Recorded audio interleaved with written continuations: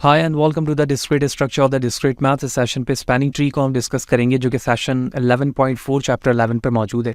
तो video further continue रखने से पहले बताता चलूँ कि प्रीवियसली तमाम वीडियोस बड़ी इंपॉर्टेंट है जिसके बिहाफ पर इस सेशन को और इसके बाद वाले आने वाले सेशन को आप बड़े अच्छे तरीके से समझ पाएंगे। तो फाद हुसैन CS से आप यूट्यूब पर सर्च करके मेरे यूट्यूब चैनल पर आएंगे, इसके प्लेलिस्ट पर जाएंगे जहाँ डिफरेंट डिसिप्लिन्स की वीडियोस मौजूद है। विद ईज आप इन तमाम को वॉच कर सकते हैं, जबकि इनमें इस्तेमाल होने वाले content related material which mean presentation, slide code, ये तमाम चीज़ें मेरे blog Fahd Hussain CS blogspot.com पर है। तमाम मटेरियल को फ्रीली डाउनलोड करके यूज़ किया जा सकता है। तो चैनल पर अगर नए हो, चैनल को सब्सक्राइब नहीं किया हुआ तो ज़रूर सब्सक्राइब करें ताकि अपकमिंग वीडियोस के हवाले से आपको बरोबर जानकारी मिलती रहे और इसी तरह की नई चीज़ें आसानी के साथ आप सीख सकें। वीडियो को लाइक करें और ज़्यादा लोगों को शेयर करें। तो एज यूजुअल रोइजन की बुक को हम फॉलो कर रहे हैं, चैप्टर 11.5 मिनिमम स्पैनिंग ट्री का। So the first we need to understand a spanning tree, then we will move ahead to understand about a minimum spanning tree. So what is a spanning tree? A spanning tree is a subset of a graph G, which means there is a graph, it's a subset of the graph in which has all the vertices covered, यानी जितने vertices आपको दिए जा रहे हैं वो covered होने चाहिए with minimum possible number of the edges, यानी minimum number of the possible edges से हम उसे connect करेंगे। अगर हम ऐसा कर लेते हैं तो that given graph is converted into a spanning tree. Hence a spanning tree doesn't have a cycle, ठीक है, as like the graph, इसमें cycle नहीं होना चाहिए and it cannot be disconnected, यानी कोई भी vertices missing ना हो। So by this definition we can draw the conclusion that every connected and undirected graph G has at least one spanning tree, यानी जितने भी कनेक्टेड और अनडायरेक्टेड ग्राफ हैं वो कम से कम एक स्पैनिंग ट्री को ज़रूर कंटेन करेंगे। इसका मतलब ये हुआ कि वो एक से ज़्यादा भी मुमकिन है। A disconnected graph doesn't have any spanning tree क्योंकि वो डिसकनेक्टेड है, as it cannot be span to its all vertices. तो जब वो वर्टिसेस को ही कवर नहीं कर पाएंगे तो स्पैनिंग ट्री नहीं बनेगी। एग्जाम्पल से समझते हैं, एक बेसिक एग्जाम्पल अगर हम देखें तो एक ग्राफ 4 वर्टिसेस पे कुछ इस तरह से कनेक्टेड है, ठीक है।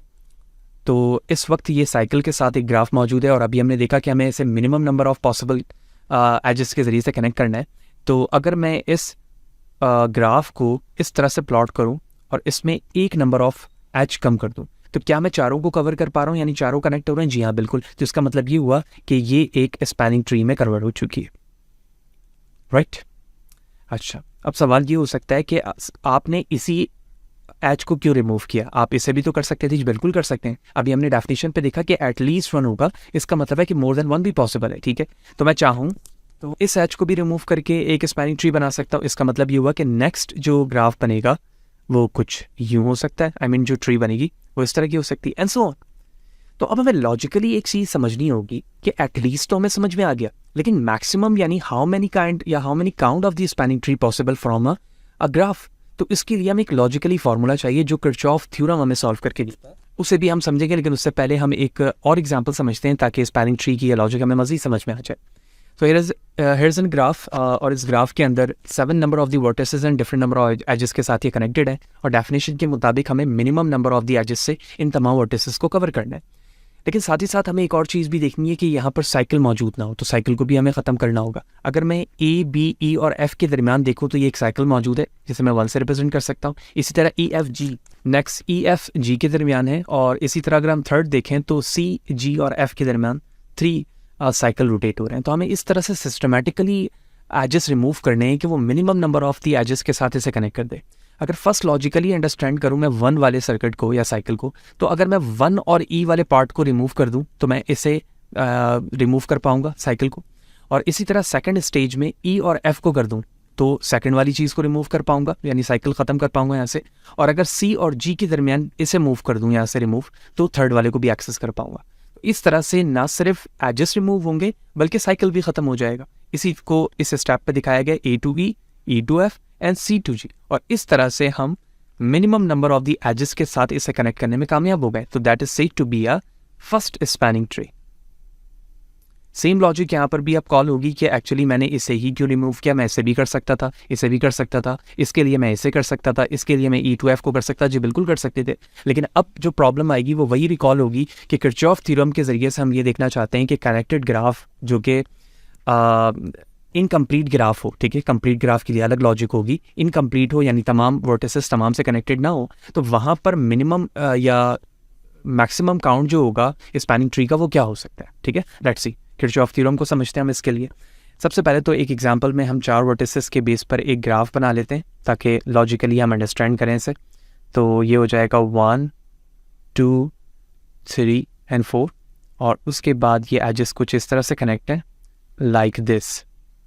ठीक, इस तरह से हमें क्वेश्चन में एक ग्राफ दिया गया और हम इसके स्पैनिंग ट्री बना सकते हैं। स्पैनिंग ट्री का काउंट क्या होगा किरचॉफ से।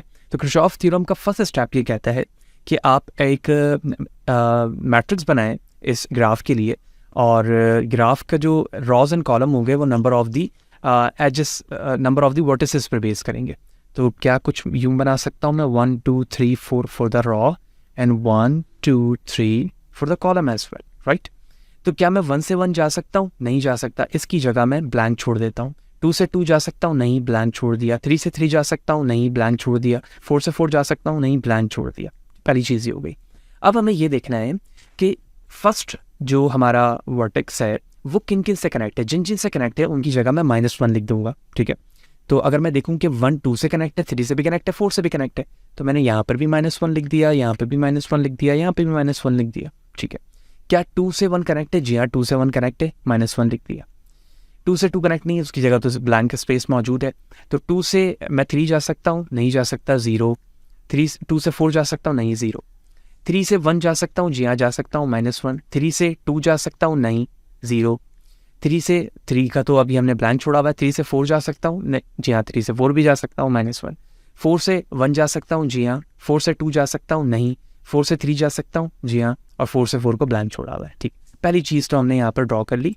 अब हमें ये देखना है कि जहाँ पर सेम वैल्यूज़ के साथ थी, यानी 1 से 1, 2 से 2, 3 से 3, 4 से 4, उसके लिए जो ब्लैंक यहाँ छोड़ा गया उसकी वजह ये है कि उन एडजेंसी मैट्रिक्स के गैप पर हमें उस गिवन वर्टेक्स की डिग्री लिखनी है, ठीक है। क्या मतलब हुआ? इस 1 से कितने एजेस कनेक्टेड है? 3। तो इसका मतलब ये हुआ कि इसकी डिग्री 3 है, इसकी डिग्री 1 है, इसकी डिग्री 2 है, इसकी डिग्री भी 2 है। तो 1 से 1 यानी 1 की डिग्री 3, 2 से 2 की डिग्री 1, 3 की डिग्री 2 एंड 4 की डिग्री भी 2 हो गई। इस तरह से हमारा मैट्रिक्स रेडी हो चुका है जो हमने यहाँ प्लॉट कर लिया, ठीक है। अब इस मैट्रिक्स को बनाने के बाद आप किसी भी रॉ और किसी भी कॉलम को डिलीट कर सकते हैं, ठीक है। फॉर एग्जाम्पल इस मैट्रिक्स में मैं इस रॉ को, ठीक है, ये वाली पूरी रॉ को, कॉलम को डिलीट कर रहा हूँ और इस रॉ को डिलीट कर रहा हूँ। बाकी आपकी मर्जी है, आप ये वाले को और ये वाले को कर सकते हैं, आपकी जो भी मर्जी है, आप रॉ कॉलम को डिलीट कर सकते हैं। मैंने इसे कर लिया। अब जो गिवन हमारे पास रिमेनिंग मैट्रिक्स बचा वो बच गया 1 0 0 0 2 -1 0 -1 एंड 2, राइट। अब सिंपली इस मैट्रिक्स का जो यहाँ पर रिमेनिंग बचा है हमें, इसका मुझे डिटर्मिनेंट निकालना है। तो डिटर्मिनेंट निकालने के लिए मैं यहाँ पे DEL लिख सकता हूँ शॉर्ट। क्या तरीका होता है? फर्स्ट रॉ, किसी भी रॉ किसी भी कॉलम को आप यहाँ से वैल्यू लेंगे, यानी मैंने 1 वैल्यू ली फॉर एग्जांपल, तो जो वैल्यूज़ मैं ले रहा हूँ डिटरमिनेंट निकालने के लिए उसके रॉ एंड कॉलम को इग्नोर करके रेस्ट ऑफ में क्रॉस मल्टीप्लाई करूँगा। तो मैंने 1 लिया है यहाँ पर आउटसाइड पर, और उसके बाद यहाँ पर उस वैल्यूज़ लिखूँगा, फिर माइनस होगा, फिर सेकंड वैल्यू मैंने 0 ले ली, तो ये रॉ और ये कॉलम चला गया, फिर मैट्रिक्स रिजल्ट लिखेगा जिस तरह डिटरमिनेंट का फॉर्मूला होता है, ठीक है। आई एम श्योर कि आपको पता होगा डिटरमिनेंट किस तरह से निकाला जा सकता है। तो इससे तो मुझे निकालने की ज़रूरत ही नहीं, क्योंकि जो भी वैल्यू आएगी वो 0 से मल्टीप्लाई वो 0 हो जाएगी। यहाँ 1 मौजूद है, तो इसका मतलब है ये कंप्लीट रॉ और कॉलम ये गया, तो 2 2 ज़ा 4 हो गया। माइनस यहाँ पर मौजूद होगा, जबकि इनके दरमियान -1 को मल्टीप्लाई करूँगा तो ये +1 आ जाएगा, तो मैं +1 यहाँ लिख रहा हूँ। इसे सॉल्व करूँगा 1 -1, क्योंकि ये प्लस है तो ये आ गया 3। तो इसका मतलब ये हो गया कि 3 इसका आंसर है, which mean there are 3 possible spanning tree to be created by using this graph. That's the solution of the Kirchhoff matrix tree theorem. तो इसका मतलब ये हुआ कि हमें कभी भी किसी भी तरह का कोई ट्री दिया जाएगा, ग्राफ दिया जाएगा और कहा जाए कि स्पैनिंग ट्री निकालने, तो हमें स्पैनिंग ट्री किस तरह से निकालता है वो तो हमने देख लिया। लेकिन अगर ये पूछा जाता है कि how many spanning tree possible to be created by using this graph या ट्री, तो हम by using a Kirchhoff matrix theorem ये बता सकते हैं कि इसके कितने पॉसिबल स्पैनिंग ट्री हो सकते हैं। अब सवाल सेकंड ये रेज होता है कि क्या जो स्पैनिंग ट्री मुझे दी जा रही है उसकी मिनिमम स्पैनिंग ट्री किस तरह से निकाली जाएगी, ठीक है। मिनिमम स्पैनिंग ट्री का मतलब ये होता है कि वेटेड वैल्यू, ठीक है। क्या मिनिमम स्पैनिंग ट्री से मुराद नंबर ऑफ एजेस नहीं है, in the term of the weight है। क्या मतलब है? पहले तो डेफिनेशन समझते हैं। A minimum spanning tree is a spanning tree in which the sum of the weight of the edges as the minimum as possible, यानी जो एजेस का सम है वो मिनिमम मुझे देखना है। क्या मतलब हुआ? देखो, अगर मुझे एक इस तरह से फॉर एग्जांपल एक ग्राफ दिया जाता है लाइक दिस, ठीक है, वेरी सिंपल। ठीक है, और इसके जो वेट है वो मैं लिख रहा हूँ यहाँ पे 1 2 3 4 5 एंड 6। ठीक है, अभी तो मैंने बिल्कुल सिंपलेस्ट वेट लिखा है, तो अभी समझना मेरे लिए काफ़ी आसान होगा। सबसे पहले तो मैं इसके डिफरेंट स्पैनिंग ट्री बना सकता हूँ और कितना काउंट होगा ये किरचॉफ से मैं पता कर सकता हूँ। ठीक है, लेकिन अगर मैं यहाँ पर मिनिमम की बात करूँ तो अगर मैं यहाँ से 6 वाले एजेस को रिमूव कर दूँ, ठीक है, जैसे मैंने 6 को रिमूव किया तो कुछ ये यूँ हो जाएगा। ठीक है, ये रिमूव हो गया तो ये हो गया 5 4 3 2 एंड 1। अभी मैं इसको सम करूंगा तो ये हो गया 10 13 14 एंड 15, तो 15 इस स्पैनिंग ट्री का सम आ गया। ठीक है, सेकंड क्या बन सकती है, सेकंड में मैं 5 को रिमूव कर दूं। ठीक है, 5 को अगर मैं रिमूव करता हूं तो कुछ इस तरह से हो जाएगी हमारी स्पैनिंग ट्री, राइट। वैल्यू हो गई 1 2 3 4 एंड 6। ठीक है, अच्छा यहाँ पर मैंने गलती कर दी लगता है, 9 10 10 एंड 15। ठीक है ठीक है, 6 10 13 14 15 एंड 16, तो यहाँ पर वैल्यूज क्या आ गई 16। अब देखो इस तरह से different number of the spanning tree बनेगी और उनका सम क्या आ रहा है यहाँ पर 15 16 या वट। तो इन डिफरेंट स्पैनिंग ट्रीज में से जिस स्पैनिंग ट्री के वेट की वैल्यू का सम मिनिमम होगा मैं उसे ही कहूँगा कि this given spanning tree is a minimum spanning tree. That is the simplest form. अब वो किसी भी तरह का क्वेश्चन में ग्राफ दिया जाए, इसे आप कंसीडर करते हुए बना लें, इसे कंसीडर करते हुए बना लें क्योंकि इसमें वेट मौजूद नहीं है। मैंने जो फर्स्ट एग्जांपल दी यहाँ पर डिफरेंट वेट हो सकते हैं तो उसके बेहाफ पर बनेगा। तो क्वेश्चन अब यहाँ पर टेक्निकली अराइज ये होता है कि different number of the edges के साथ या डिफरेंट नंबर ऑफ वर्टिसेस के साथ जब हमें स्पैनिंग ट्री दिया जाएगा तो वहाँ तो डिफरेंट वेट्स बनेंगे, तो क्या हम एक एक को चेक करेंगे? नहीं, इसके लिए भी एल्गोरिथम मौजूद है जो नेक्स्ट सेशन पे हम डिस्कस करेंगे। लेकिन एट लास्ट मैं यहाँ पर क्लोज करने से पहले एक और चीज़ बताता चलूँ कि जब हमें एक कंप्लीट ग्राफ दिया जाता है, कंप्लीट ग्राफ, तो हम उसमें स्पैनिंग ट्री बनाते किस तरह से? ठीक है, इस कंप्लीट ट्री से क्या मुराद है, ग्राफ से सॉरी, कुछ यूं लाइक दिस वैसे कंप्लीट कह सकता हूं। तो अब कंप्लीट में लॉजिक ये होती है कि कितने number of the edges remove किए जाएंगे तो ये स्पैनिंग ट्री बनेगी। ठीक है, अभी तक हमने जितने देखा था उसमें कोई कंप्लीट ग्राफ नहीं था, सिंपल ग्राफ था। अब मैं कंप्लीट ग्राफ कह रहा हूं, तो कंप्लीट ग्राफ के अंदर लॉजिकली क्या है कि अगर हमें कंप्लीट ग्राफ दिया जाए तो कितने एजेस रिमूव करने होंगे, एजेस रिमूव्ड, ठीक है, और कितने पॉसिबल स्पैनिंग ट्री मुमकिन है। ठीक है ना, इन दोनों को हमें समझना। So here is the formula E minus n plus 1, right? What does it mean? It's mean that number of the edges minus number of the vertex then plus 1. तो अगर इसी को ही कंसीडर किया जाए तो नंबर ऑफ एजेस 4 6, ठीक है, तो मैं कह सकता हूँ 6 minus number of vertex 4 plus 1, तो ये हो गया हमारा 3, which mean 3 edges need to be remove to make it spanning tree. तो आप 3 कोई से भी वर्टिसेस हटा सकते हैं, यहाँ से एजेस हटा सकते हैं। ठीक है, और ये भी देखना है कि जो एजेस हटाए जा रहे हैं उसको हटाने के बाद क्या कोई सर्किट तो नहीं बन रहा। अगर सर्किट नहीं बन रहा तो उसका मतलब है वो स्पैनिंग ट्री होगा। पॉसिबल कितने number of the spanning tree बनाए जा सकते हैं, इसका फॉर्मूला है n to power n minus 2, यानी जितने भी नंबर ऑफ दी वर्टिसेस हैं उस पे नंबर ऑफ वर्टिसेस माइनस 2।